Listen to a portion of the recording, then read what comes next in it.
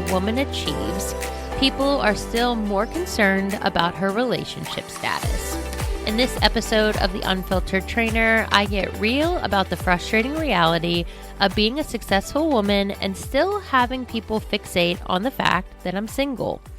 From recent awards I have received, including the Forbes Entrepreneur of Impact Award nomination, I've been featured in Voyage magazine, Canvas Rebel, and I was awarded the 40 Women to Watch, including the fact that I have now grown a second business, obtained leadership roles, and I continue to make an impact in the fitness industry.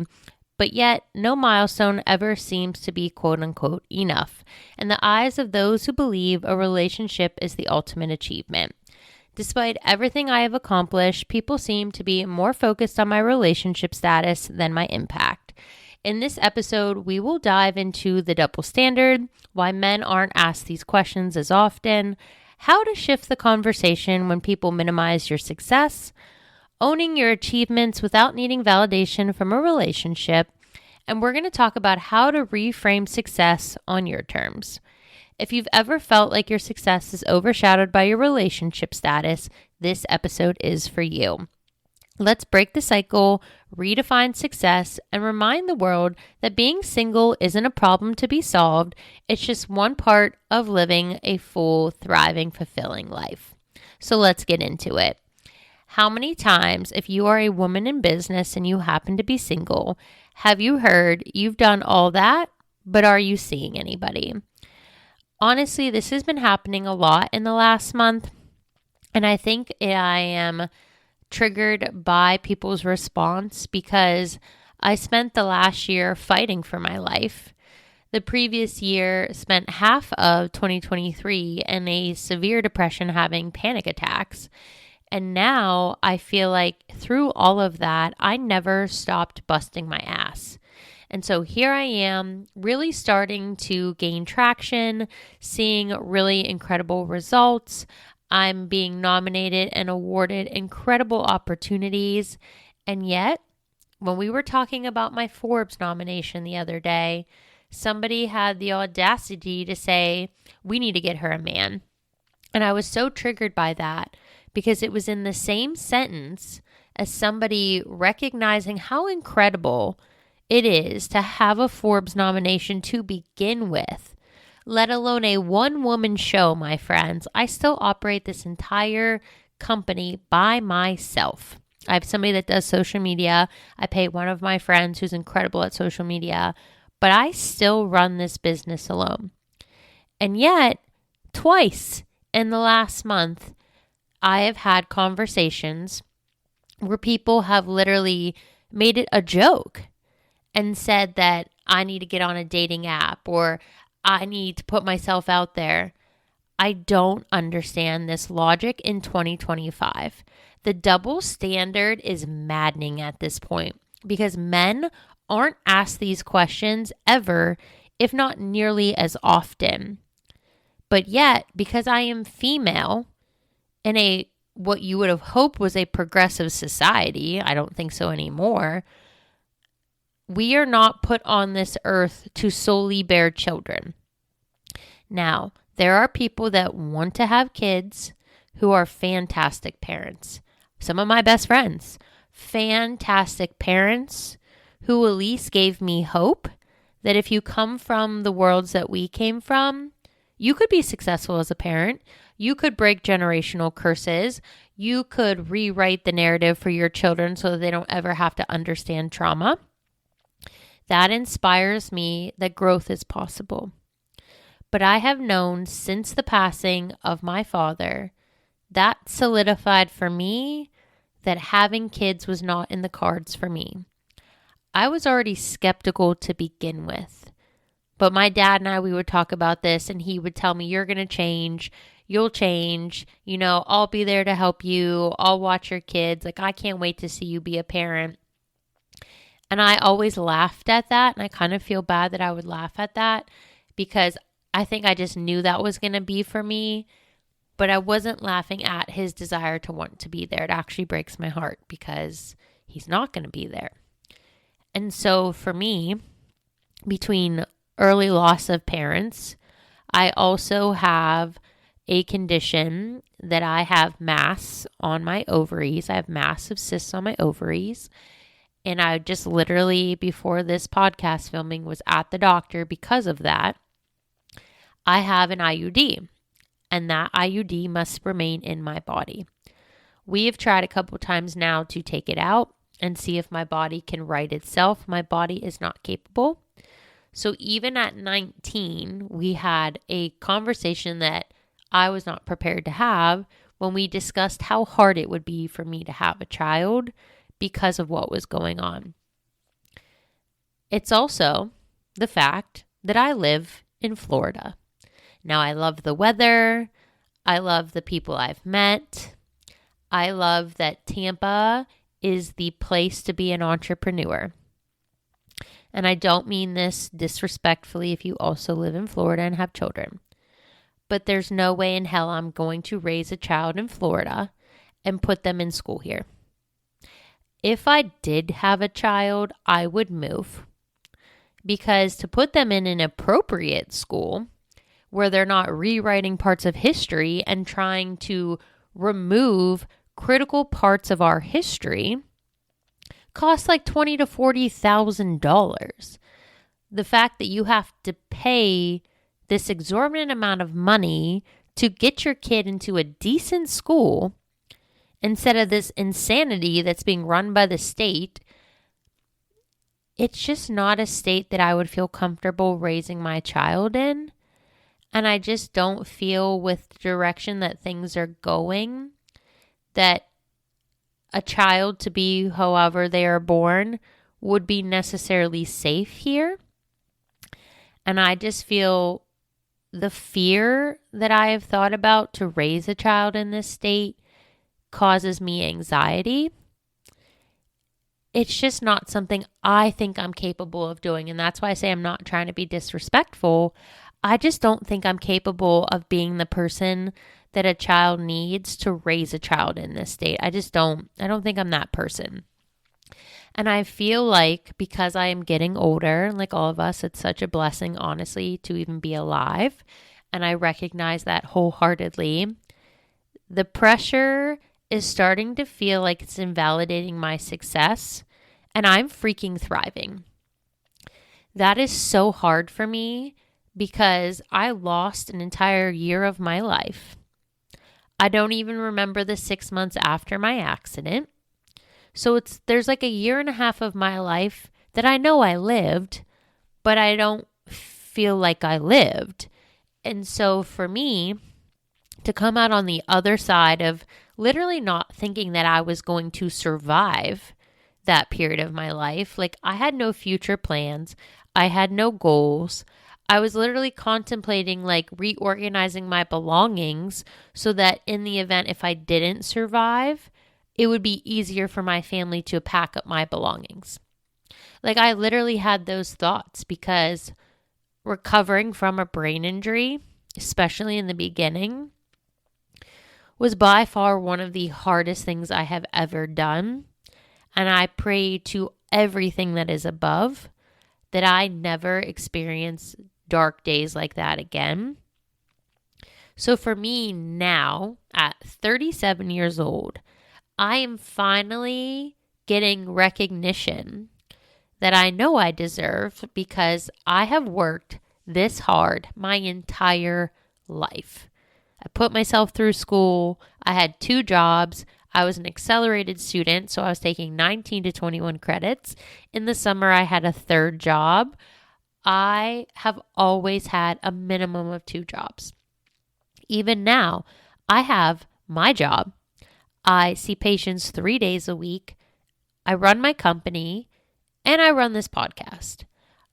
I love to hustle. I love to work. I am so blessed to have opportunities and options at a time that people don't have either. I think I would be insane for not wholeheartedly pursuing everything that I'm passionate about. And so when people, especially when we're talking about just my life in terms of business, it is so damn invalidating when somebody says, but yeah, she's still single, she needs a man. I'll be damned if I need anybody, straight up. You can't define who you are by somebody else. You have to be whole on your own. Because reality, look at my life. Look how many people should still be alive in my life and they're not. If my identity and success was tied to another individual and I lost them, it would be game over for me. So I need to be who I am. I want to be successful on my own. I want to be able to make an impact. And I want to be in the financial status where I can help everybody that crosses my path. I know I can't save the world. I want to. I dream of so many things that I could do one day if I stay on this path. I know I can't save everybody, but I can save a lot of people. And so that's what the last year has taught me through this TBI recovery. I've been hosting these events, raising thousands of dollars. One person can make a significant impact, which then inspires other people to make an impact. That's the beautiful thing about this. But I'm doing this for me and for those who are in need.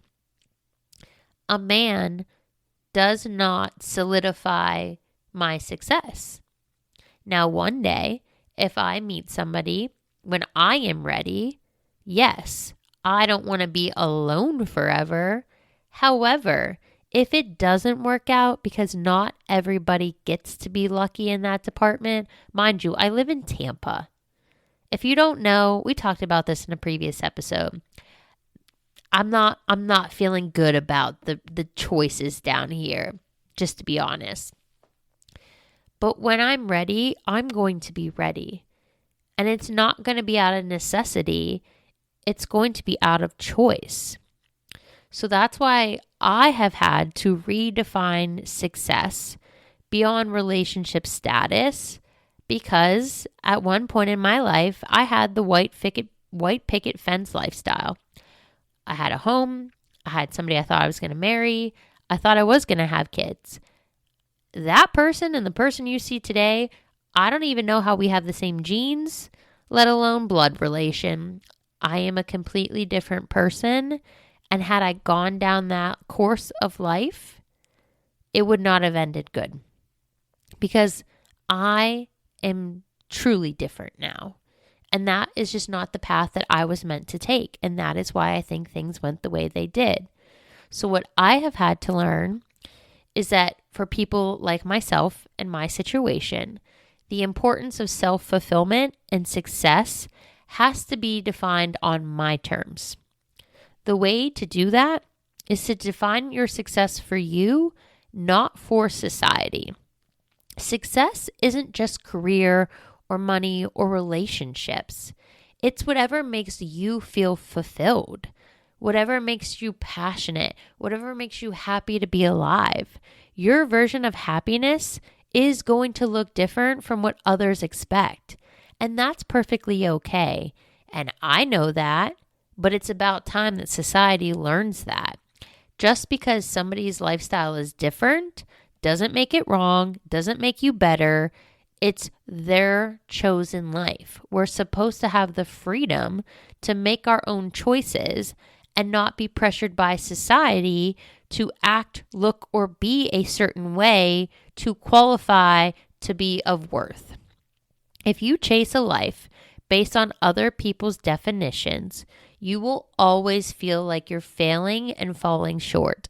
And that is literally the tagline title of my freaking 20s. I was working this hard in my 20s and I didn't have shit to show for it. I have degrees, but I wasn't thriving.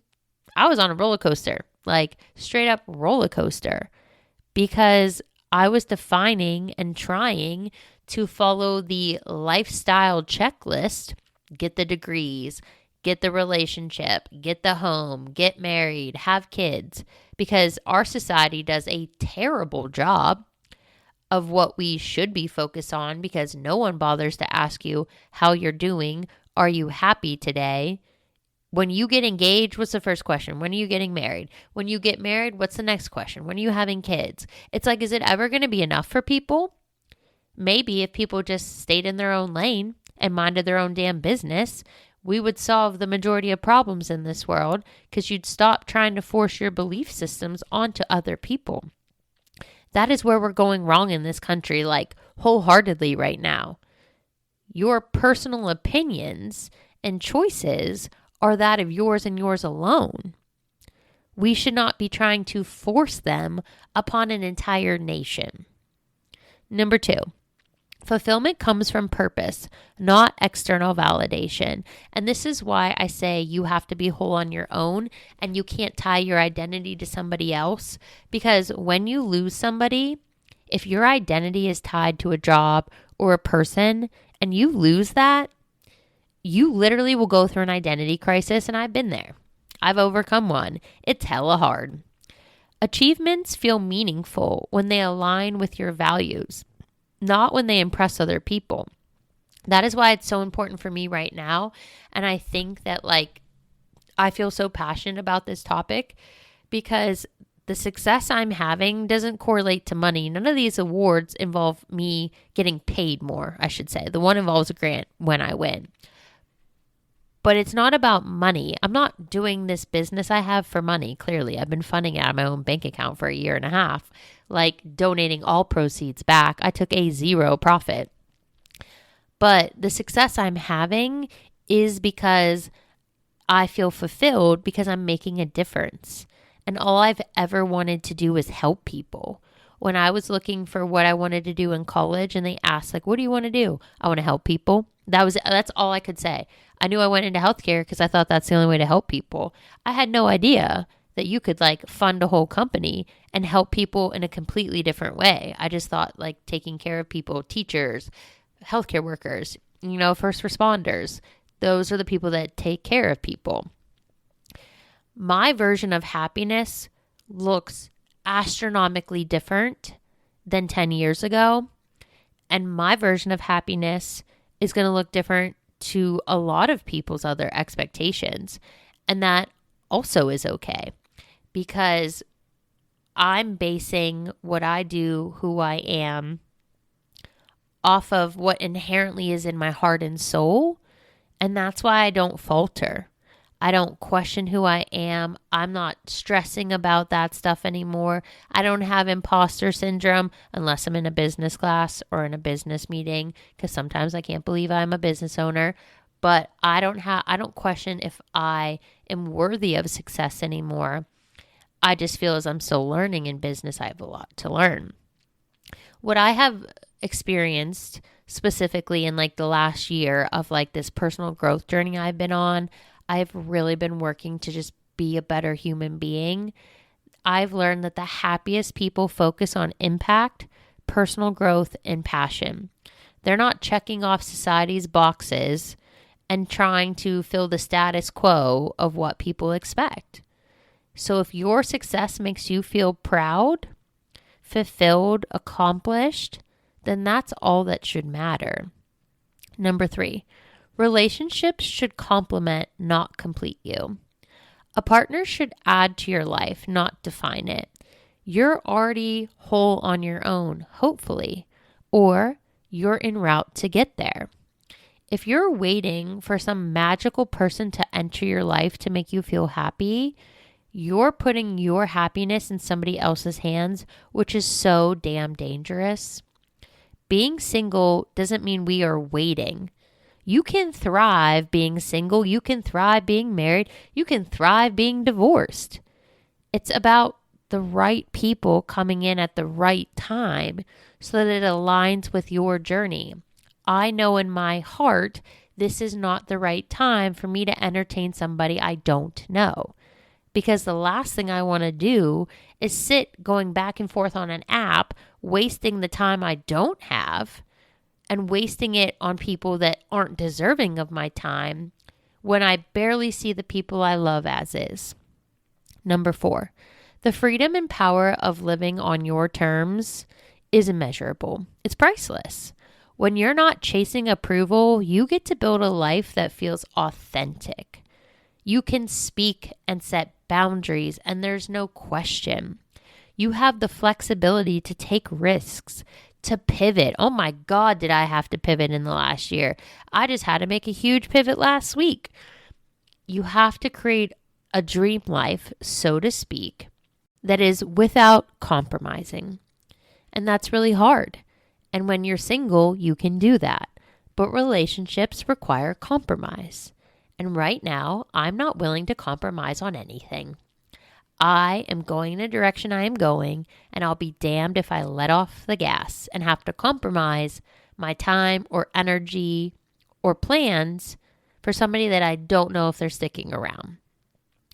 I've also learned that the most successful, fulfilled people are the ones who refuse to settle for somebody else's blueprint. Your ability to create a dream life has to be established from your own unique blueprint, which has to align with your goals, it has to align with your mission and your vision, and it has to align with the policies and things that you feel comfortable supporting and following through on. And there are no two truly even blueprints. There are no two exact blueprints, which is why relationships require compromise. Number 5, your legacy is bigger than your relationship status. And I feel like I should post that on my wall because no one looks back on their life wishing they had spent more time worrying about being single. The fact that we are able to make an impact and the impact that we will leave, the people we help, the things we can build, the joy we can feel and create, that is what matters. Whether single or partnered, fulfillment comes from what you do with your life. It's not defined by who you do it with. This is where I'm inserting the reminder that being single isn't a problem that you need to solve for your friends who are single. For some of us, it's a choice. Some, it's a season.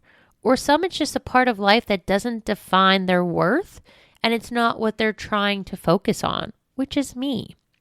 So how do we respond and set boundaries? Because I've definitely been privately heated on this topic. And I think it's because when you fight for your life, and you come out on the other side of something you didn't think you'd be on the other side of, and you start doing really well, and then somebody cuts you off at your knees and is like, yeah, but she's single. You have to come up with a witty, classy, empowering comeback for why are you still single? Mine is that I'm single and I'm not looking to mingle. And then everybody laughs. And I don't have to explain myself because I don't want to explain myself. The playful comeback could sound like, oh, I'm just waiting for Chris Hemsworth to be single. Nothing else will do. Humor flips the script and makes them rethink the question. You could share the confident power move, which is, hello, me. I am focused on building a life so amazing that the right person will be a great addition, not a requirement. That's your girl. Or if you want to be bold, you have the option to just directly call these people out and say something like, it's funny how people never ask successful men why they're single. Why do you think that is? And just put the ball in their court and stare at them. Number 2, redirecting the conversation to your achievements. You could steer the topic and say something like, actually, I just hit a huge milestone in my business. Let me tell you about it. Just assertively shift the focus of the conversation. You can make it hella awkward for them in a fun way and say, oh, wow, is my relationship status really that interesting? Because I just raised thousands of dollars for charity. Let's talk about that instead. Or you could flip a little reverse Uno on them and say, I love that you care about my happiness, but tell me, what's the biggest goal you crushed recently? And just see what they say. Number 3. Why you should stop apologizing or justifying being single, which is something that in 2025, I will not be doing anymore. Being single isn't a flaw. It is not because you are not good enough, pretty enough, thin enough. It is a phase, a choice, or just life unfolding in real time. If you're happy, fulfilled, and thriving, there is nothing to explain or justify. In reality, your relationship status does not equal your worth. Your impact does. Number 4, shutting it down. I can't stand the narrative of you'll find somebody soon. Shut that down. If you want to, flip the frickin' script on this one and say something like, maybe, but finding somebody isn't my finish line. It's just another chapter if it happens. You could again call them out and say, it's wild that people assume I must be waiting for someone. I'm too busy living my life to wait for anything. That's your girl. Or you could just reaffirm your self-worth and say the happiest people aren't the ones with partners. They're the ones who love their lives with or without one. This one brings a little humor. It shares a little confidence. It emphasizes empowerment. And this is where you, if you're in the same boat or you have a friend in the same boat, can help feel stronger and more in control of these conversations. And then you can adjust them to those who are in your life and make sure that you feel that you are resonant with what you're putting out into the world. And like I said earlier, this is just my life, my experiences, my expectations. This does not take away from if you are married and you have children. I love that for my friends. But not everybody gets to be lucky in those departments.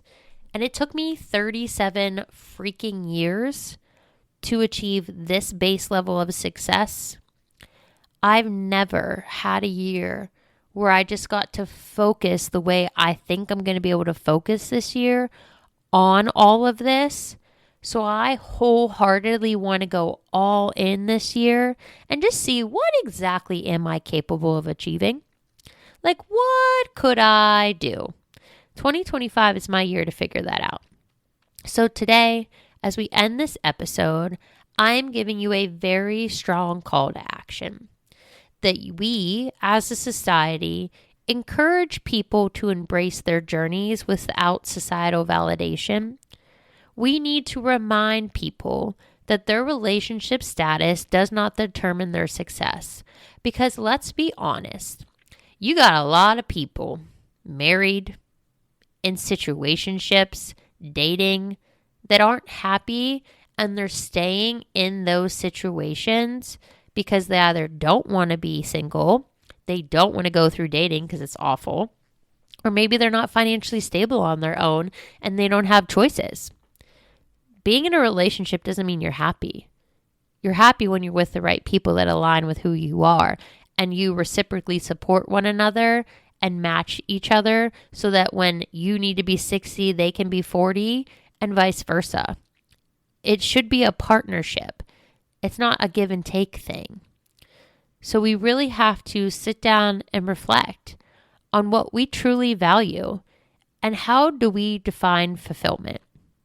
So if you've had experiences like this, maybe you're in the same boat or maybe you're on the other side of this and you've been the person to the successful friend who is grinding and had the audacity to stop them in their tracks and invalidate their success with your assumptions that they are somehow less than because they're single.